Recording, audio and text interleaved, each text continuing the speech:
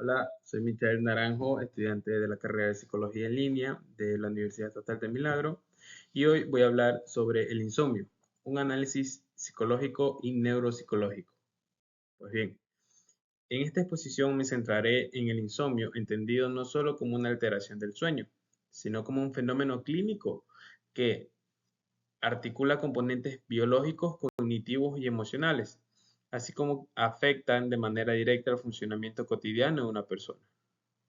Este estudio resulta pertinente dentro del campo de la psicología, puesto que el insomnio presenta una prevalencia elevada tanto en su forma transitoria como crónica, comprometiendo la calidad de vida y el rendimiento laboral, así como la estabilidad emocional de un individuo. Explicar el insomnio desde una perspectiva integradora, enfatizando su clasificación, procesos neurológicos, estrategias terapéuticas, además de revisar hallazgos críticos. Con esto buscaré mostrar por qué el insomnio no puede abordarse únicamente como un síntoma aislado, sino como un indicador de desajustes en múltiples sistemas del organismo. Bien, de acuerdo con el análisis y la investigación realizada, el insomnio es considerado una disomnia, es decir, una alteración en la cantidad y la calidad del sueño, que nace de la integración entre factores extrínsecos o externos e intrínsecos o internos, así como de acciones neuroquímicas o patrones cognitivos desadaptativos. Este punto de vista nos permite comprender cómo un trastorno que trasciende lo físico, integrado a aspectos emocionales y conductuales, que llegan a determinar su mantenimiento, duración y afectación.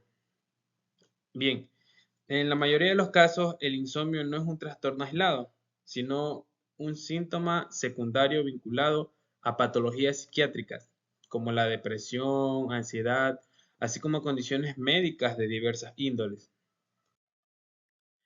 Eh, Se describe una función homeostática indispensable para la restauración del sistema nervioso central, como es el sueño, la consolidación de la memoria y la regulación emocional. Por ello, el insomnio repercute en disminución de la atención y concentración, así como la alteración en la toma de decisiones, irritabilidad constante y una reactividad emocional.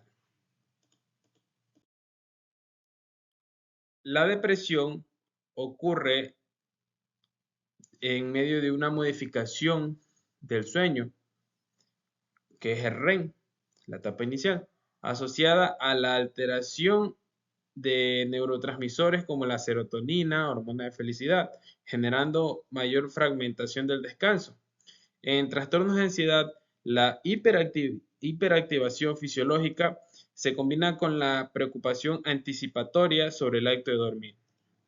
Es decir, mucho antes de siquiera llegar al hecho de tratar de dormir, me preocupa el hecho de no poder conseguirlo antes de que suceda.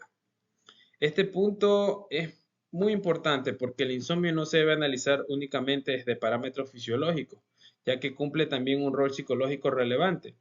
En muchos pacientes se identifica la hipervigilancia cognitiva, pensamientos intrusivos, asociaciones disfuncionales entre el lugar donde va a dormir y el estado constante de alerta. Se menciona que el diagnóstico requiere una historia clínica exhaustiva y detallada, complementada con registros del sueño, exploración psicofísica, psicofísica y, cuando es necesario, estudios polisomográficos. Este enfoque clínico revela que la evaluación del insomnio debe considerarse dentro de variables objetivas como aspectos subjetivos. Bien, en algunos pacientes refieren insomnio sin necesidad que existan alteraciones cuantificables, mientras que otros muestran alteraciones profundas con escasa percepción de ellas. Esto evidencia la relevancia del componente psicológico en la autopercepción del descanso. También es recomendable combinar estrategias psicológicas con apoyo farmacológico cuando corresponde, priorizando primero la causa subyacente, antes que el síntoma como tal. Las principales técnicas incluyen terapia cognitivo-conductual para el insomnio específicamente, modificación de pensamientos disfuncionales, así como rutinas perjudiciales asociadas al sueño, relajación muscular progresiva, lo cual nos ayuda a una reducción de la hiperactivación somática, control de estímulos e higiene del sueño, muy importante, la reconstrucción de asociaciones saludables con el acto de dormir, el proceso para dormir. La intención paradójica es una estrategia para disminuir la ansiedad anticipatoria respecto al sueño.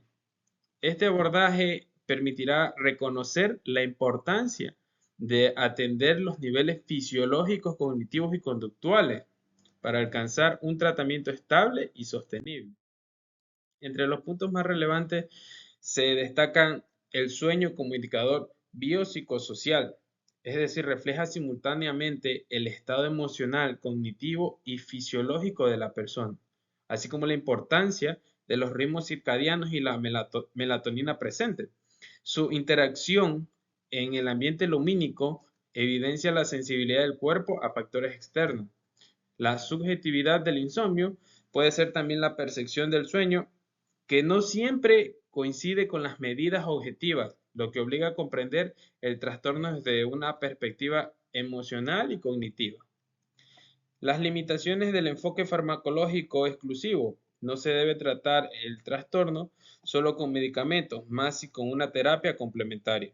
Los hipnóticos pueden ser útiles, pero su ejemplo prolongado genera dependencia e insomnio de rebote, es decir, necesitaré tomar el medicamento constantemente para llegar a ese punto de conciliar el sueño, por lo que se recomienda un abordaje integral basado en evidencia.